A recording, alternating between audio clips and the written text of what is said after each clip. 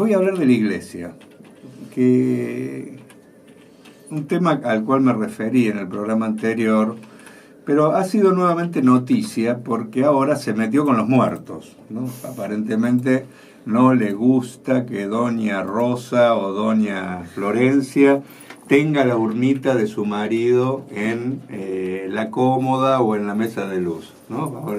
Es un tema, si se quiere, menor, ha recibido crítica desde todos lados, el tema de que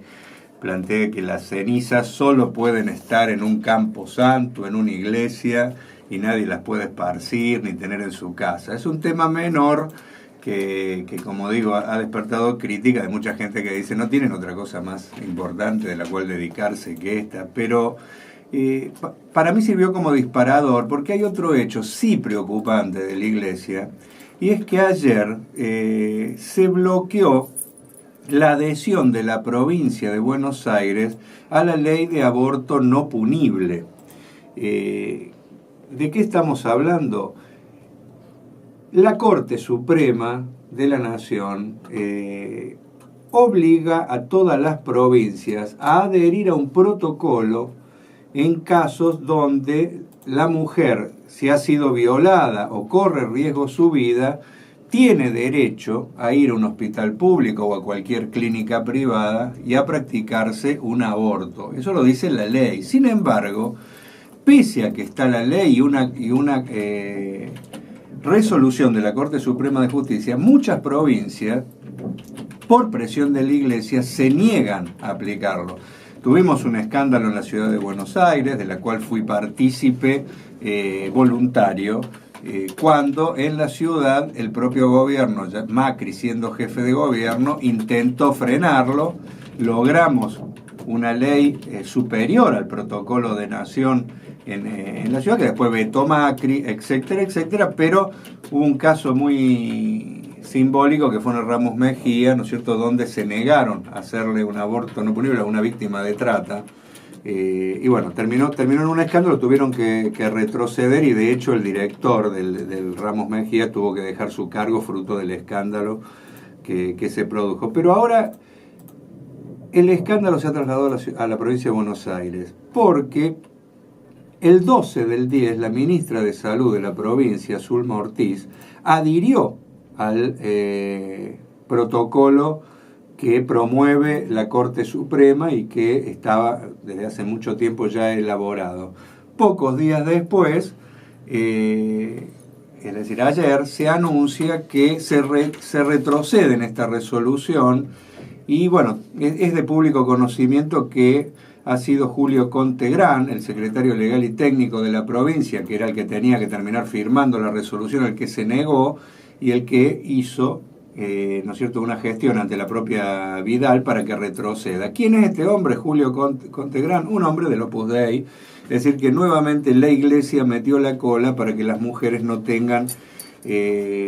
acceso a un derecho, que es a disponer de su propio cuerpo en casos aberrantes como el de violación o como un caso donde pueda estar en riesgo su vida. Este caso nos permite hacer ver cómo ni siquiera en esos casos las mujeres tienen derecho por acción de la Iglesia y desde ya de todos los que terminan siendo cómplices, en este caso el gobierno de la simpática Vidal, de una mujer nuevamente. Recordemos cómo durante toda la gestión de Cristina Kirchner ejerció presiones ella misma para que no se avanzara en tratar ninguna de las decenas de leyes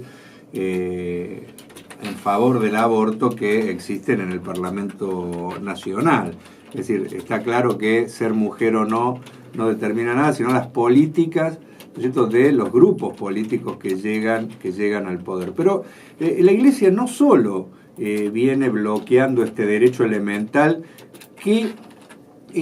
se practica y se ejerce en la mayoría de los países del mundo. Incluso se ejerce en Italia y en Roma, a metros nomás de donde ejerce el papado, el papa de turno, y en este caso, ¿no es cierto?, don Francisco. Ese derecho que allí se ejerce, acá no se puede por esta presión. Pero no solo eso, acá la Iglesia traba la implementación de las leyes de educación sexual para que o no se apliquen en muchas escuelas públicas, que no se aplican por presión de la Iglesia. Recordemos que tenemos provincias enteras donde en las escuelas se termina enseñando, en las escuelas públicas termina enseñando catecismo. Una, por ejemplo, es Salta, otra Tucumán, etcétera, muchas escuelas del NOA. Esta gente, esta curia que se cree con derecho a armar los modelos de sexualidad, cuando todos sabemos que no practican para nada lo que promueven, sino todo lo contrario. Cada vez que salta algún escandalete se demuestra que son gente bastante desviada, como les gusta decir a ellos, ¿no es cierto? Y por lo tanto hay que cuidar a todos los chicos, ¿no es cierto?, cada vez que se ve una sotana. Pero bueno, la Iglesia está haciendo noticia todos los días por distintos temas. Ha actuado para desactivar el paro nacional que estaba planteado. Es un actor fundamental de la gobernabilidad al servicio de un gobierno que es un gobierno claramente de ricos. Afortunadamente cada vez somos más los que nos levantamos contra esta institución, denunciamos las tropelías, ¿no es cierto?, que hacen, los que no nos tragamos el sapo de que es una institución preocupada por los pobres, sino que al revés, es sostén de este sistema capitalista que es el que promueve los pobres, y desde ya también es promotora de todas las falsas ideologías que llevan, entre otras cosas, a que se produzcan, ¿no es cierto?, hechos como los que todos los días vemos y que han sido los promotores del paro que después Flor nos va a comentar. Nosotros exigimos la separación de la Iglesia del Estado, terminar con los subsidios a la educación privada, que en cada provincia se llevan millones y millones de pesos que podrían permitir una mejora sustancial de la educación pública. Solo en la ciudad de Buenos Aires, el subsidio a la educación privada termina en las manos de la Iglesia 1.600 millones de pesos por año, pero también estamos en contra de que con el dinero que le falta a los presupuestos de vivienda, de salud, de educación, ¿no es cierto?, con dinero ahí se le pague los sueldos, ¿no es cierto?, a los curas, los obispos, los arzobispos, las becas a los seminaristas, todo esto a partir de leyes de la época de la dictadura que no han sido revocadas, sino todo lo contrario, se las siguen extendiendo a los beneficios, tienen excepciones fiscales, y creo que la violencia de género tiene como una raíz el sistema patriarcal que la Iglesia promueve permanentemente. Por eso cuando vemos hechos como la aberración ahora del caso de Mendoza, porque no nos habíamos dejado de conmover ya por el caso de Mar del Plata, cuando aparece este asesino serial, ¿no es cierto?, en Mendoza y produce lo que todos conocemos, pero que haya seres humanos que llegan a esa situación